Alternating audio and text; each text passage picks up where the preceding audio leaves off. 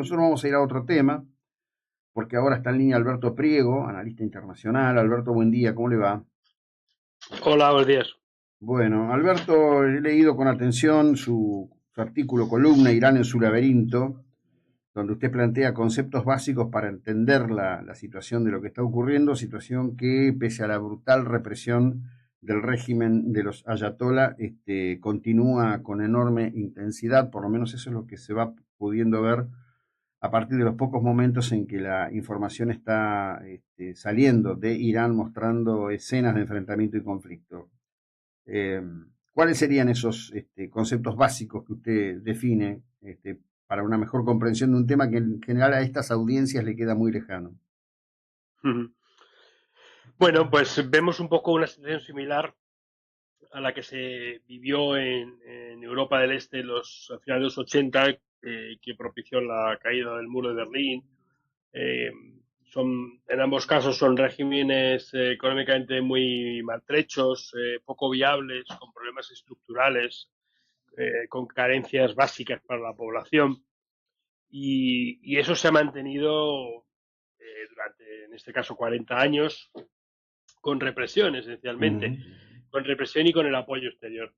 Entonces ya llevamos cada vez más protestas más violentas, los manifestantes se enfrentan a la autoridad con mayor capacidad y con propuestas más radicales, y todo eso se produce en un marco en el que Irán tiene cada vez menos ayuda internacional, en el que, como pasaba en Europa del Este, sobre todo en la RDA, perciben que nadie les va a ayudar, que Rusia no les va a ayudar, y casos como el de Siria, Venezuela, incluso Libia y Armenia, pues hacen pensar a la población que si tensan mucho la cuerda, en algún momento caerá y que nunca va a tener el apoyo que tuvo en otro momento el régimen de los ayatollahs. Eso es esencialmente el planteamiento del trabajo. Ujú. Bien, ahora, de algún modo y a lo largo de todas estas décadas, se ha formado, me parece, en Irán un poder nuevo y distinto, representado por las mujeres y esencialmente por las generaciones más jóvenes. Por lo menos eso es lo que llego a advertir a través de muchos videos que surgen en la intimidad o fuera de la mirada pública de la llamada policía de la moral.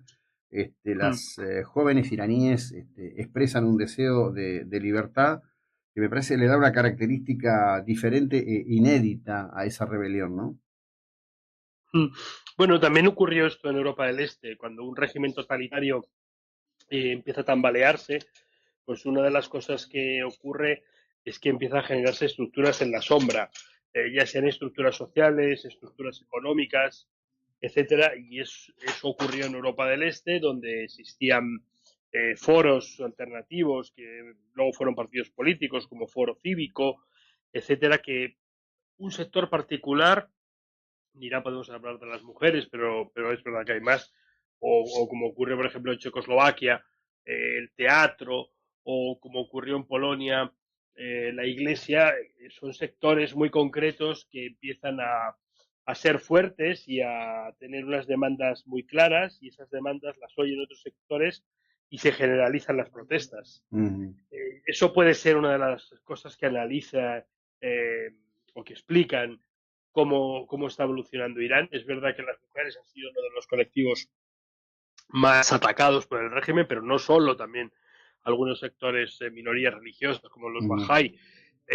Y eso lo que hace es que se genere ejemplos y que esos ejemplos vayan cundiendo y que tarde o temprano la población pues vaya apoyando estas demandas, haciendo demandas nuevas. Sí, claro. En ese escenario y en esa lectura, ¿no? La represión es absolutamente brutal, inclusive hoy veía, en realidad la información no es de hoy, pero está muy graficada hoy en redes, la detención de un médico al que pretenden, o por lo menos se sostiene, pretenden acusarlo de traición a la nación iraní por haber actuado como médico en ayuda de aquellos que han sido baleados o etcétera, ¿no? Parece ser que la desesperación toma cotas inéditas en cuanto a cómo está el régimen frente a lo que siente es una rebelión de proporciones enormes, ¿no? Sí, Irán es un estado muy controlador, pero no solamente ahora, sino siempre.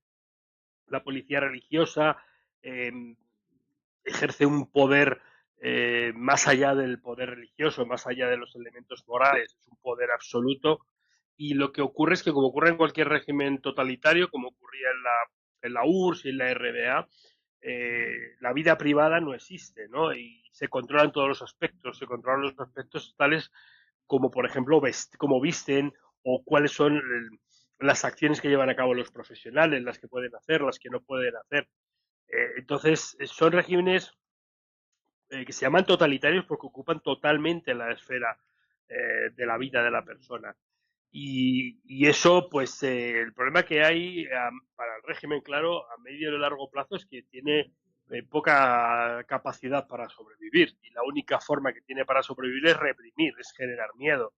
Pero cuando el miedo deja de generar temor, cuando la Mm, población no tiene temor a lo que le pueda ocurrir, pues evidentemente ocurre lo que está ocurriendo en Irán, lo que ocurrió en noviembre del 89 en Alemania, que la gente asaltó el muro. Entonces, probablemente en unos años, no sé si muchos o pocos, yo espero que pocos, pues veremos algún cambio en Irán importante, ¿no? Las manifestaciones empezaron en 2007 con la elección de Musavi, que luego finalmente no pudo ser presidente, 2014, 2017, 2019, 2022 y esta última. Yo no sé si ha sido la más grande, pero sí que ha sido la más agresiva y la más violenta. La represión ha sido brutal, no sabemos el número de muertos que hay, se habla de 3.000 muertos, mm, pero es otro de los rasgos de estos regímenes. También pasa con Rusia, hay mucha opacidad, no sabemos claro. lo que ocurre dentro. Y luego no somos conscientes de los niveles de crueldad a los que puede llegar este tipo de regímenes. Ujú, ujú. Entonces, lo que hacemos muchas veces es elocuraciones, porque eh, no sabemos todo lo que ocurre hasta que el régimen cae, ¿no? Ese es el verdadero problema.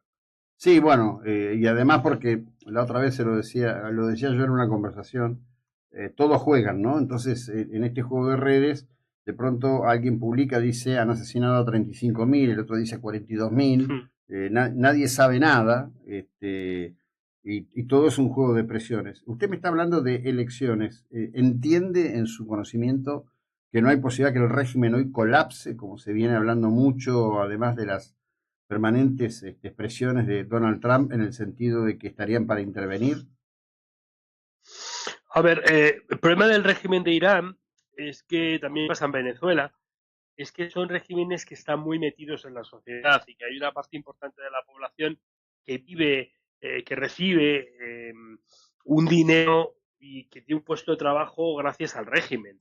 Y hay muy poca iniciativa privada, hay muy poca capacidad de ganarse la vida fuera y Irán tiene unos grandes conglomerados, por decirlo así, que son fundaciones.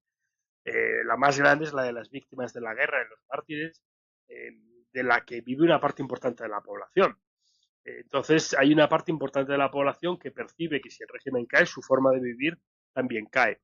Entonces, es bastante más complejo de lo que muchas veces desde fuera queremos ver.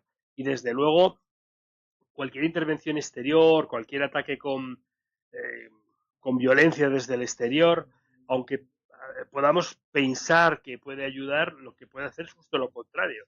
Lo que puede hacer es aglutinar a la población en torno al enemigo exterior. El pueblo persa es un pueblo muy orgulloso, con una historia muy rica, con Ujú. grandes gestas históricas, y si el régimen es capaz de hacer pensar a la población que el exterior quiere acabar con su cultura, con su identidad, etcétera, pues lo que va a hacer finalmente es justo lo contrario, no lo que nos gustaría a todos que hiciera.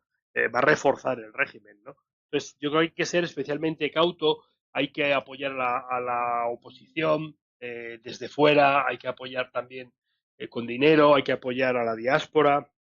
Yo creo que esa es la mejor forma de hacer colapsar el régimen. Nadie atacó la Unión Soviética y la Unión Soviética acabó cayendo. Ujú. Bien, Alberto, muchísimas gracias. Buena jornada. Gracias por su tiempo y la ilustración de este tema, muy amable. Gracias a vosotros. Bueno, Alberto Priego, analista internacional, estábamos hablando de esto. que, bueno, nada, insistiré en llevar a su atención, entre otras cosas, dada